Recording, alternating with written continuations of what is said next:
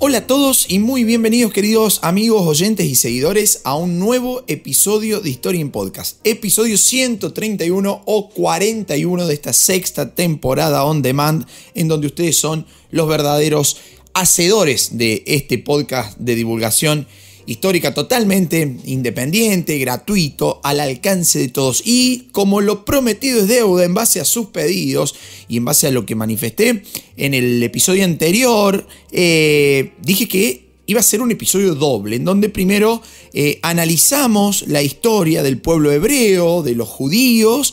Les recomendé al medio que escucharan el episodio de Holocausto o Shoah, que ya habíamos hecho en esta sexta temporada, en base siempre a sus inquietudes, a sus demandas, a sus pedidos. Y a continuación, ahora estamos en este episodio que tiene como objetivo, como finalidad, analizar el surgimiento, el origen del Estado moderno de Israel. Así que por eso decidí hacer este episodio doble, donde hoy desarrollamos esta segunda parte, ¿no? Primero, o sea, la historia del pueblo judío, en el episodio anterior, la historia de los hebreos, y ahora la creación del moderno Estado de Israel en el año 1948. Un tema muy complicado, muy actual también. De hecho, muchos de los que me escriben a través de Instagram, que aviso, siempre respondo todos los mensajes que me llegan. Por ahí demoraré algunos días más, algunos días menos, pero siempre respondo todos los pedidos y consultas y demás. Y bueno, muchos de los que me escriben me dicen, por favor, este conflicto entre Israel y Palestina, ¿no? Entonces tan actual es esta cuestión, que despierta, ¿no? Muchos encontronazos, muchas pasiones, incluso en la actividad académica y en la opinión pública también, por supuesto. Un tema que tiene que ser tratado con el rigor y con la seriedad que merece. Aquí vamos a poner un análisis histórico, ¿sí? Después, por supuesto, el balance, como siempre digo, lo podrán realizar ustedes por su propia cuenta. Y por las dudas, aclaro de entrada que el objetivo es analizar el origen, así, en mayúscula, el origen del Estado moderno de Israel, el nacimiento, los problemas, los conflictos posteriores. Pueden llegar a ser analizados en un próximo encuentro, si es que así lo desean. Acá solo desarrollaremos por el momento el nacimiento de ese Estado moderno de Israel. Y yendo al punto, si tenemos que analizar el origen del Estado de Israel, tenemos que empezar desde el comienzo. Y el comienzo lo marca el sionismo, el deseo milenario de regresar a Sion. Y ustedes seguramente se pueden preguntar qué es el sionismo o qué es Sion, digamos, ¿no? Para iniciar desde la primera casilla, ¿no? Bueno, literalmente Sion es el antiguo nombre hebreo de la colina más oriental de la ciudad de Jerusalén, que se encuentra entre los valles de Kidrón y Tiropeón, ¿no? También es conocida como el Monte del Templo. Ahí se encuentra la denominada Ciudad Antigua. Eso es Sion. La cuestión es que con el tiempo el nombre de Sion se usó para todo Jerusalén, y tras la caída del reino de Judá, ¿sí?, que nosotros ya vimos en el episodio anterior, Sion se convirtió en el símbolo de la esperanza, ¿sí?, de que la patria judía iba a terminar finalmente recuperándose y volviendo a su tierra prometida después de todas esas diásporas que sufrió el pueblo hebreo, ¿no?, que nosotros ya analizamos, insisto, en el episodio anterior. Ese anhelo milenario de regresar a Sion fue una constante en la historia del pueblo judío, el retorno a la tierra de Israel, un sueño que viene ya desde la primera diáspora que les comentaba anteriormente, ¿no? Incluso desde la rebelión del año 135, en el que se cambió el nombre de Jerusalén por el de Aelia Capitolina, seguida de la consecuente expulsión de los judíos. Desde entonces el deseo del pueblo hebreo siempre fue retornar a la tierra de Israel. Incluso así se enseña y se enseñó en las sinagogas por generaciones. Es además una oración constante en cada Shabbat, como así también en la celebración del Pesaj, ¿no?, en donde se expresa literalmente el deseo de que el año que viene sea en Jerusalén, ¿no?, digamos, expresando de manera literal ese deseo milenario del retorno a la tierra prometida. Pero si bien ese deseo de regresar a Sion ha sido milenario, podríamos decir, el movimiento moderno que se llama sionismo fue iniciado, podemos decir, hace poco tiempo, digamos, ¿no? Fue iniciado por una persona que se llamó Theodor Herzl. Herzl, que en realidad había nacido en Budapest en el año 1860 y que si bien estudió leyes en Viena, su punto más fuerte se dio como corresponsal en París, corresponsal de un diario vienés, ¿no? En Francia fue cuando se hizo testigo de un acontecimiento de antisemitismo que lo iba a impactar profundamente, que estoy hablando puntualmente del caso Dreyfus, del cual ya hemos hablado aquí nosotros en episodios anteriores de Historia en Podcast, ¿no? Por ese caso, digamos, Dreyfus entra a la cuestión, al análisis del antisemitismo, que, digamos, este caso particular que ocurrió en Francia no era un hecho aislado en Europa. El antisemitismo se estaba multiplicando y se había convertido en una constante incluso en algunas zonas del viejo continente, ¿no? En las zonas de Europa Central, en Europa Oriental, regiones que tenían grandes concentraciones de judíos, ahí las persecuciones y el antisemitismo se habían vuelto muchísimo más peligrosos, ¿no? Se había vuelto muy común en esa época y en esa parte del mundo que cuando alguien quería un chivo expiatorio, se buscara a los judíos culpándolos de cosas verdaderamente fuera de razón, digamos, ¿no? Simplemente un acto antisemita. Incluso la Iglesia Católica lo fomentaba también. Y esa actitud, es más, no va a ser suspendida por la Iglesia hasta muy tarde en la historia, ¿no? Recién, después de la Segunda Guerra Mundial, bien pasadita la Segunda Guerra Mundial, ¿no? Alrededor del año 1959, cuando el Papa Juan XXIII ordenó la eliminación de alusiones hirientes al pueblo judío en la liturgia católica, ¿no?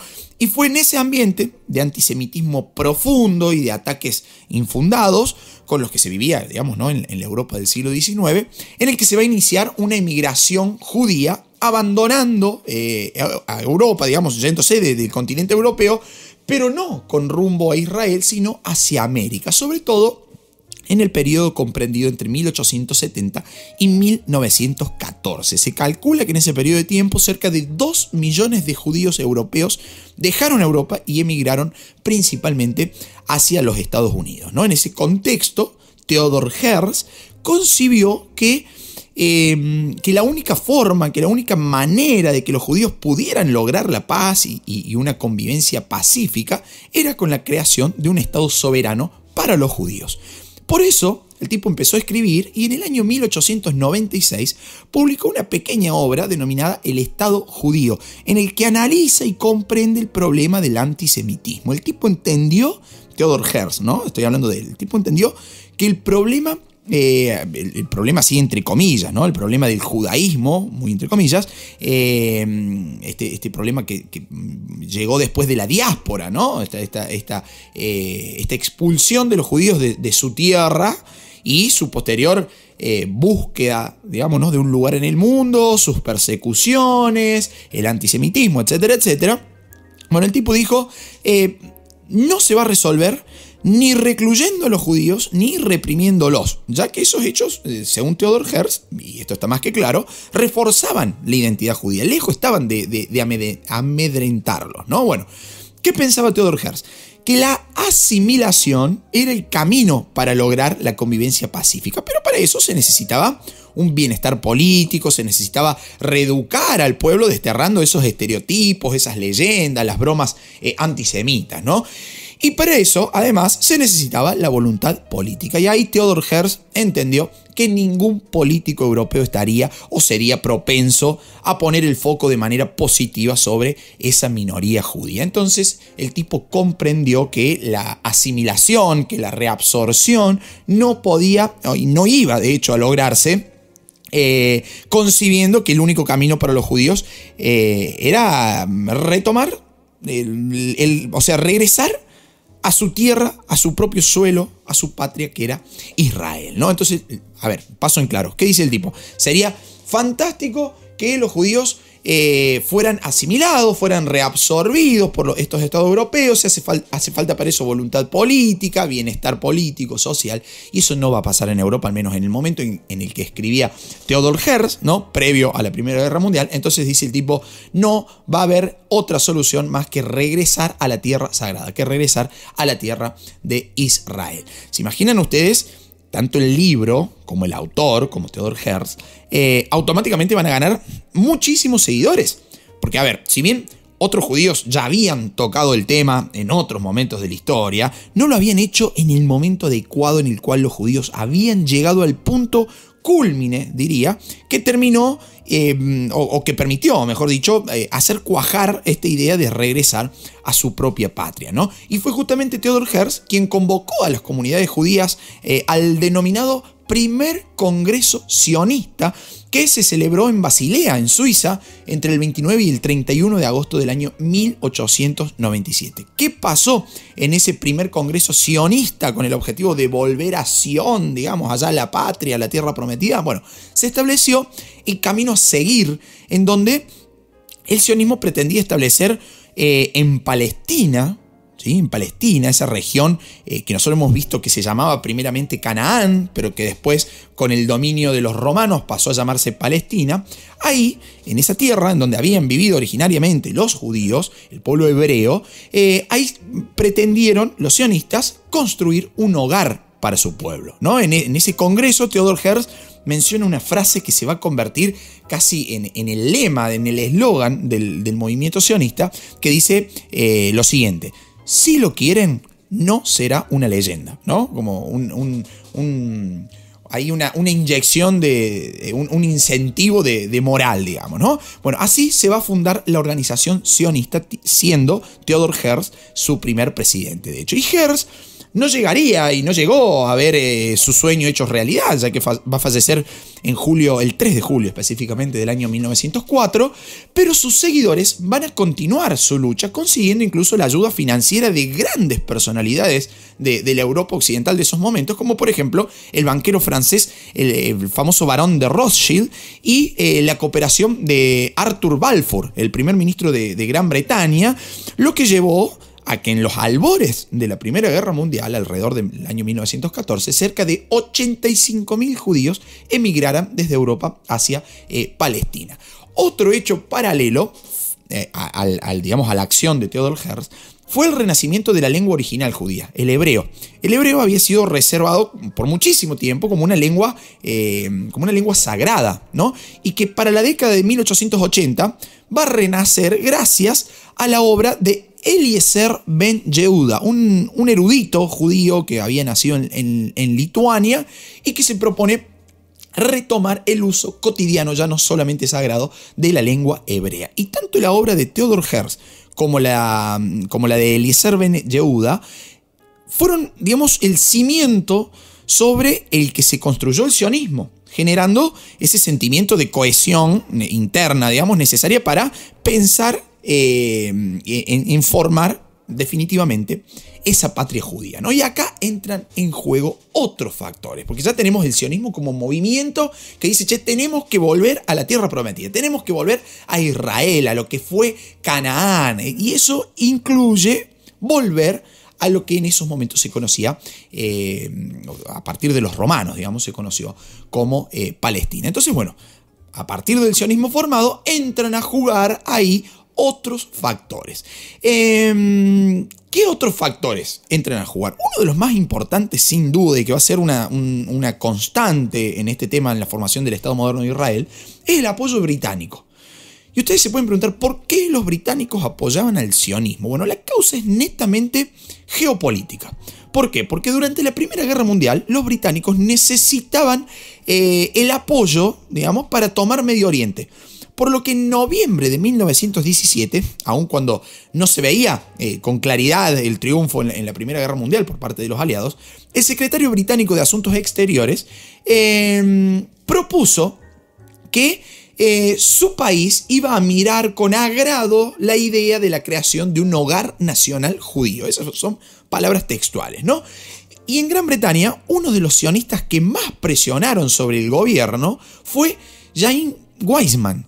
James Weizmann tenía excelentes relaciones con el mundo oficial. ¿Quién era James Weizmann? Va a ser un tipo que con el paso del tiempo se va a terminar convirtiendo en el primer presidente de Israel, en el primer presidente del Estado moderno de Israel. Fue uno de los actores principales de esa negociación, de ese tira y afloje con Gran Bretaña, ¿no? Gran Bretaña tiene un interés geopolítico para controlar en Medio Oriente, ¿no? En el contexto de Primera Guerra Mundial. Bueno, ¿quién se va a sumar ahí? También se va a sumar Francia. Francia también va a pronunciar su postura al respecto, ¿no? En junio de 1917, el ministro de Asuntos Exteriores de Francia va a redactar una declaración que es conocida como la Declaración Cambon, que expresaba la simpatía del gobierno francés hacia la colonización judía en Palestina y hacia un eventual renacimiento de la nacionalidad judía bajo la tutela, la protección del grupo de los aliados. Y si seguimos avanzando en el tiempo, o sea, ahí estamos en contexto de Primera Guerra Mundial, bueno, si seguimos avanzando en el tiempo, también va a haber a lo largo de la historia del siglo XX una enorme persecución de judíos durante la Revolución Rusa en el marco de la guerra civil entre blancos y rojos. Se lo va a usar como chivo expiatorio con posterioridad a la crisis del 29 y sin duda su momento cúlmine llegaría con la Segunda Guerra Mundial, ¿no? Con la llegada al poder del nazismo en Alemania, en donde ya hemos visto en el episodio anterior que se habían asentado grandes cantidades de judíos en esa zona de Europa, en Alemania, y posteriormente el Holocausto, la Shoah, digamos, del cual también hemos hablado aquí ya en la sexta temporada de Historia en Podcast. No voy a profundizar ahora sobre el Holocausto porque ya lo he hecho en el episodio pertinente, simplemente aclarar que después de la guerra y con posterioridad a la liberación de los campos de exterminio, los campos de concentración, el mundo europeo sumido en una pobreza casi extrema, se enfrentaba ahora al problema de miles de judíos sin hogar y que deseaban hacer realidad el viejo deseo de regresar a Sion. En fin, la conclusión fue que los judíos debían abandonar Europa y procurarse un hogar nacional, pero ese hogar nacional no tenía por qué ser el Israel histórico solamente, ¿no? Se van a explorar a lo largo de esos análisis que van a hacer los intelectuales judíos del momento, se van a explorar muchas posibilidades para un proyecto de inmigración, incluso también de compra de territorio, ¿no? Van a surgir varios puntos como destinos posibles, puntos que hoy podríamos decir, qué raro, ¿no? Destinos random, dirían los adolescentes hoy. Por ejemplo, en nuestro país, Argentina. Sí, escucharon bien, digamos, ¿no? Ahí aparece la figura del barón Moritz von Hirsch, que por ejemplo fomentó la inmigración a la Argentina mediante colonias en zonas acordadas previamente con las autoridades locales, de las que quedan profundas y marcadas huellas acá en Argentina, en provincias como Entre Ríos, como Buenos Aires, a la vez que promovía también la compra de terrenos y el establecimiento de colonias agrícolas en Palestina. O sea, Moritz von Hirsch decía, bueno, Argentina puede ser una opción. Obviamente Palestina era el número uno, digamos, ¿no? Estaba en el podio, así de, bueno, si tenemos que volver, volvemos a Palestina, pero manejemos también otras posibilidades, incluso otros lugares que hoy pueden parecer inconcebibles, digamos, ¿no? Aparece Uganda ahí en medio. Uganda también va a ser un punto, un objetivo que la comunidad judía, que los intelectuales, sobre todo judíos, van a tener en mente. Hasta el propio Theodor Herzl tuvo en mente en algún momento el objetivo de Uganda, ¿no?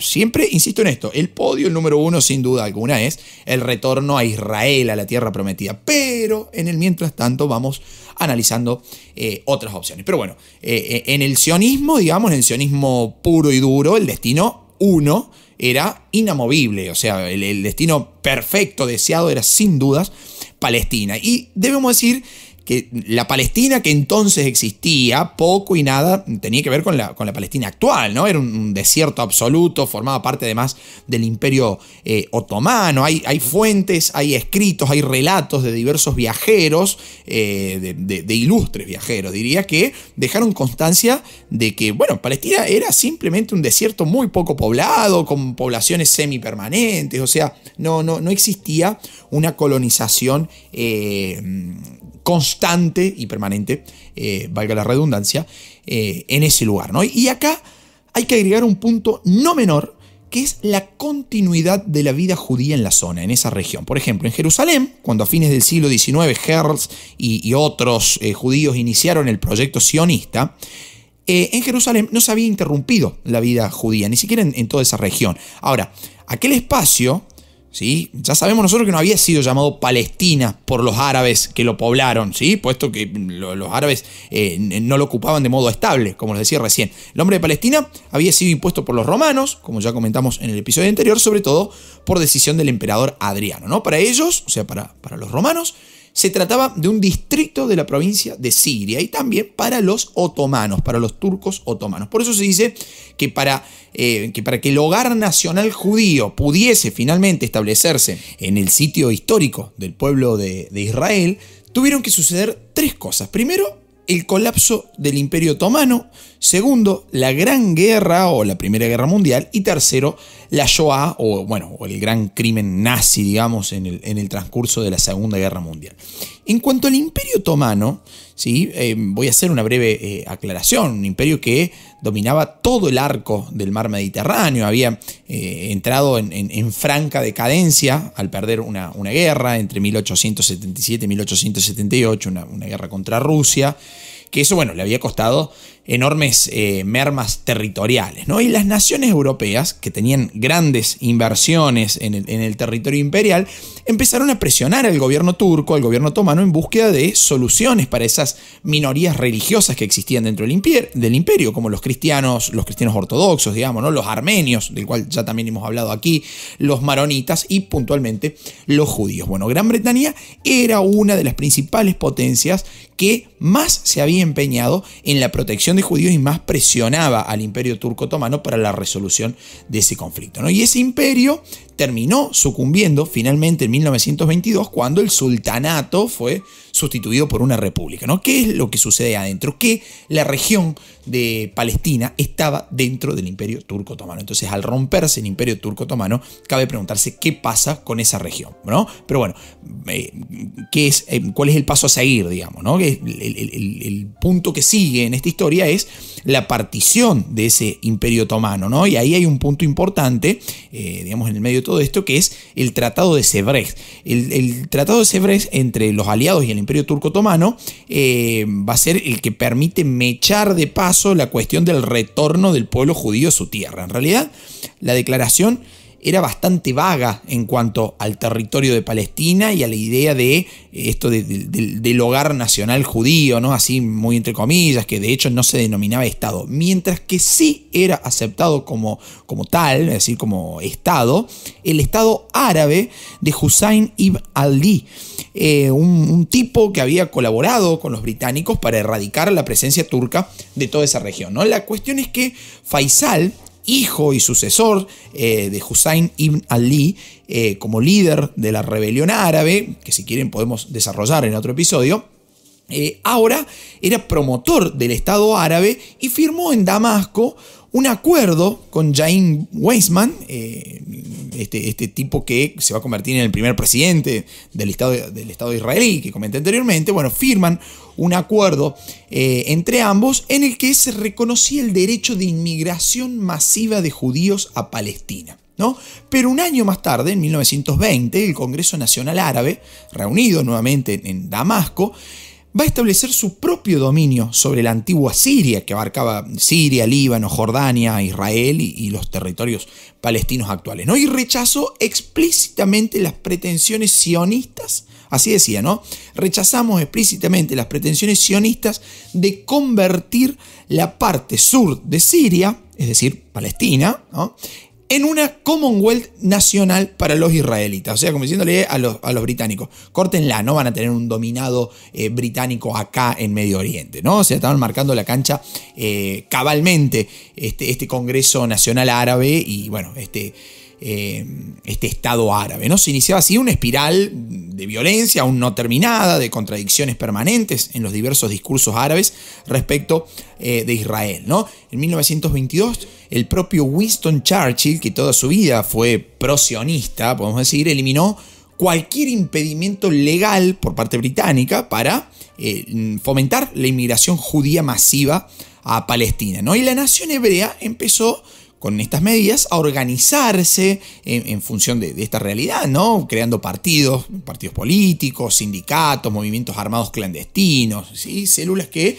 iban a permitir, o buscaban al menos, este objetivo de regresar a su tierra prometida. Pero debemos decir que la llegada de inmigrantes a Palestina fue bastante lenta, 34.000 personas para 1934, un poquito más de 60.000 personas al año siguiente, ¿no? O sea, no va a ser una inmigración así como sumamente masiva. Y acá aparece nuevamente la figura de un inglés, de un tal Lord Peel, que dirigía una comisión británica llamada Comisión Real Palestina, o de hecho se la conoce también con el nombre de Comisión Peel, quien recomendó en el año 1937, ante las presiones de los árabes, que no se superara el número de 12.000 inmigrantes judíos anuales. Además, también el tipo quiso limitar la compra de tierra por parte de judíos en Palestina. O sea que Inglaterra ahora limitaba la llegada de judíos a Israel, como así también la compra de propiedades ahí, ¿no? De hecho, Peel va a ser el encargado de proponer por primera vez la idea de la partición del territorio, ¿no? Aunque no de la misma forma que se va a terminar imponiendo allá en la década del 40, ¿no? Bueno, y al año siguiente de las recomendaciones de Peel, es decir, en el año 1938, la Conferencia Panárabe, reunida en el Cairo, acordó impedir directamente el desarrollo de un Estado sionista en la región. Ahora, esa renovada presencia judía en lo que ellos consideraban su tierra va a tropezar con la oposición árabe, ¿sí? Los dos pueblos consideraban al territorio como propio, ¿no? Los judíos, en virtud de su conexión histórica y espiritual y cultural con la zona, y los árabes debido a su presencia centenaria en el país, producto de diversas invasiones que habían ido llevando a cabo a lo largo de los años y de la historia, ¿no? Y en virtud de la indiferencia británica y las hostilidades de los árabes, los judíos van a iniciar una lucha para lograr su independencia. Pero al mismo tiempo los árabes también lucharon, aunque no por la independencia, sino con el objetivo de atacar a los judíos, ¿no? Y durante los años 40, los diversos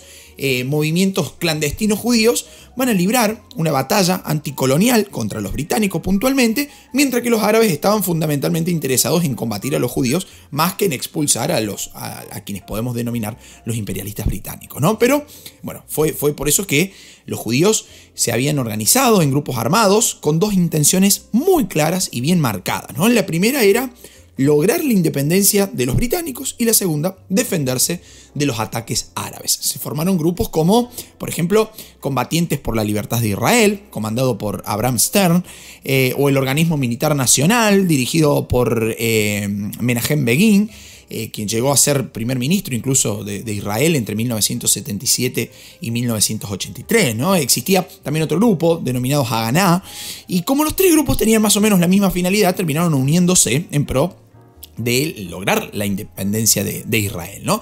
Y una vez terminada la Segunda Guerra Mundial, los tres grupos unidos le hicieron la vida imposible a la dominación inglesa en la zona, ¿no? El 22 de junio de 1946 se concretó un ataque a instalaciones del comando inglés con un saldo de casi 100 muertos, y a partir de ahí los ingleses dijeron: no queremos saber más nada con el control de este territorio, por lo que en abril de 1947 sometieron el asunto a las Naciones Unidas. Y si bien las Naciones Unidas recomendaron la partición del país en dos zonas, una zona judía y otra zona árabe, quedando Jerusalén bajo la administración de la ONU, solamente los judíos se mostraron de acuerdo, mientras que los árabes rechazaron totalmente esa postura, ¿no? Dijeron: no, acá el territorio es nuestro y no lo toca nadie, ¿no? Y en ese contexto se llega a una negociación entre los representantes judíos, entre los que estaban David Horowitz y Abba Eban, con el secretario de la Liga Árabe, Hassam Pasha. Pasha se encargó de rechazar el arreglo, o sea, el secretario de la Liga Árabe dijo no. Y me voy a tomar el atrevimiento de citarlo textualmente, porque es increíble el nivel de violencia en las palabras del secretario de la Liga Árabe en contra de sus pares judíos, ¿no? Las palabras de Pasha decían lo siguiente, lo cito textualmente, ¿no? El mundo árabe no está en disposición de llegar a un arreglo. Es probable, señor Horowitz, o sea, le habla personalmente, que su plan sea racional y lógico. Pero el destino de las naciones no se decide por una lógica racional. Las naciones nunca conceden, luchan. Ustedes no lograrán nada por medios pacíficos o por arreglos. Tal vez puedan lograr algo, pero solo por la fuerza de las armas. Nosotros intentaremos derrotarlos. No estoy seguro de que tendremos éxito, pero lo intentaremos. Pudimos expulsar a los cruzados, pero por otra parte perdimos España y Persia. Puede ser que perdamos Palestina, pero es demasiado tarde para soluciones pacíficas. ¡Wow! Es una locura el texto y las palabras de Pasha contra Horowitz y Abba Eban, ¿no? Es como muy fuerte, como el tipo diciendo: no vamos a negociar nada, acá no hay diplomacia que valga. Esto lo vamos a resolver por la guerra, y puede que perdamos, ¿eh? O sea, la guerra lo va a definir, el enfrentamiento armado lo va a definir, y probablemente nos ganen, puede ser que nos ganen, como ha pasado otras veces. Nosotros también hemos vencido otras veces, y otras veces también hemos perdido. No sé qué irá a pasar ahora, pero lo vamos a definir por la guerra. Entonces, digo, hay un antecedente como muy fuerte digamos que a la hora del balance final de la cuestión puede inclinar la balanza para uno u otro lado, ¿no? Bueno, la cuestión es que la intransigencia árabe no permitió ningún arreglo.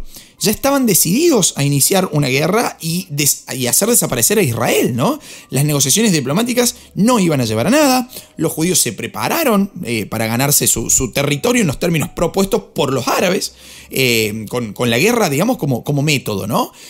Aunque no existía arreglo que permitiera la división del territorio, de todas formas los ingleses se querían ir. Así que las Naciones Unidas determinaron que el mandato británico iba a terminar el 15 de mayo de 1948 y que las tropas debían retirarse antes del 1 de agosto. La cuestión es que los judíos se adelantaron, le ganaron de mano y decidieron proclamar la independencia de Israel el 14 de mayo del año 1948. Pero, bueno, los británicos ya no soportaron la situación y finalmente el 30 de junio de ese mismo año la evacuación británica en esa zona había terminado. Y como les decía, el 14 de mayo de 1948, quien es considerado el padre del Estado de Israel, David Ben Gurion, proclamaba el Estado de Israel en un museo de Tel Aviv bajo el retrato de nada más y nada menos que Theodor Herzl, el líder, el padre del sionismo y que tanto había promovido el regreso de los judíos a su tierra sagrada, ¿no? Bueno, fue proclamado ahí en ese acto, en el territorio otorgado por el Plan de las Naciones Unidas, aboliendo como primera medida las leyes antiinmigratorias británicas que impedían desde hacía ya años la entrada legal de nuevos judíos a Palestina, como les comentaba anteriormente. Bueno, el núcleo de la idea sionista aparece en la declaración del establecimiento del Estado de Israel, sosteniendo, entre otras cosas, que Eretz Israel, o sea, la tierra sagrada de Israel, fue la cuna del pueblo judío y que en dicha tierra se forjó su identidad espiritual, religiosa, su identidad política, que en dicha tierra se había logrado por primera vez su soberanía, creando valores culturales de un significado nacional y universal, ¿no? Pero lejos de ser un periodo armonioso y pacífico, lo que sobrevino fue y sigue siendo hasta el día de hoy bastante problemático. Los conflictos entre israelíes y palestinos tiene su raigambre histórica, ¿no? La pregunta sería, ¿a quién le pertenece histórica y culturalmente el territorio? ¿Qué pregunta, no? ¿Y cuántas respuestas se pueden dar? De hecho, desde el nacimiento del Estado moderno de Israel, los judíos debieron enfrentar el ataque árabe no solamente de los palestinos de la región, sino además de los estados vecinos que no deseaban renunciar al predominio árabe de la zona. La cuestión es que, bueno, así nacía el Estado moderno de Israel y así vive aún Israel, con una serena severidad y rodeado por un mar de enemigos, ¿no? Todavía no existía la entidad denominada posteriormente Palestina, en este momento en una profunda crisis interna, sino el conjunto del mundo árabe. Analizar todos esos conflictos que sobrevienen a la formación del Estado moderno de Israel puede ser tema, como lo aclaré al comienzo del episodio, de otro encuentro, ¿sí? De otro capítulo de Historia en Podcast que, como siempre digo, si así lo desean, me lo pueden hacer saber a través de nuestra página web historiaenpodcast.com.ar o a través de nuestro Instagram Historia en Podcast, ¿no? Bueno, esta ha sido la idea de resumir en 2 episodios la cultura hebrea, la historia del pueblo judío y la formación, el origen del Estado moderno de Israel. Ustedes después podrán sacar sus conclusiones y si quieren pueden pedir para que profundicemos en lo que sucedió después de eso. Si no, sería un episodio muy largo y, como siempre digo, trato de acotar entre 30 y 40 minutos una explicación como para tener un panorama así muy a vuelo de pájaro acerca del tema histórico que nos compete en cada episodio, en cada encuentro. Queridos amigos, espero haber estado a la altura, espero que les haya gustado, si lo han disfrutado ahí mientras realizan miles de actividades que me escriben por Instagram, mientras cocino, mientras plancho, mientras compré auriculares para nadar y nado con los auriculares y escucho el podcast, corro, paseo la mascota, voy o vuelvo del trabajo, estudio, me sirve para la facu, para la escuela, lo que sea, desde cualquier parte del mundo. Más de 80 países en el mundo escuchan este proyecto que se llama Historia en Podcast. Gracias por estar ahí una vez más. Si lo desean, pueden hacer sus colaboraciones a través de PayPal, si me escuchan desde cualquier parte del mundo, o si me escuchan desde Argentina a través de cafecito.app. Para nosotros es de gran ayuda para seguir creciendo y poder dedicarnos exclusivamente a la creación de contenido histórico y de divulgación. Y si no, es un placer tenerlos nuevamente ahí del otro lado después de 131 episodios, después de más de 3 años generando contenido histórico en los principales rankings de podcast del mundo. Está Historia en Podcast gracias a ustedes de ahí del otro lado que le dan a cada vez que subimos un episodio al botoncito de play y de reproducir. Así que, queridos amigos, un enorme abrazo a la distancia y hasta un próximo encuentro en donde la historia sea el motivo de discusión. Amigos, nos encontramos en un próximo episodio de Historia en Podcast. Chau, chau. Muchas gracias.